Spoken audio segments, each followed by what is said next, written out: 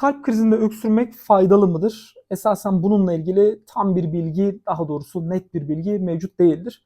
Bazı görüşler sonuçta kalp krizi, kalbi besleyen damarların tıkanması sonucu oluşan bir durum olduğu için öksürmekle oluşacak basıncın oradaki tıkanıklığı bir miktar da olsa açarak kalbin beslenmesini artıracağını ifade etmektedir. Ancak bazı kaynaklarda kalp krizinden dolayı zaten kalbin yükü artmaktadır. Zaten bir beslenme bozukluğu vardır ve burada öksürme eylemi de bir güç, bir efor sarf etmek olduğu için burada var olan beslenme bozukluğunu daha da arttıracaktır. Kalbin yükünü arttıracaktır demektedir. Esasen hangisi net doğru bu tam anlamıyla belli değildir. Çünkü bu konuyla ilgili yapılmış çok fazla çalışma mevcut değildir.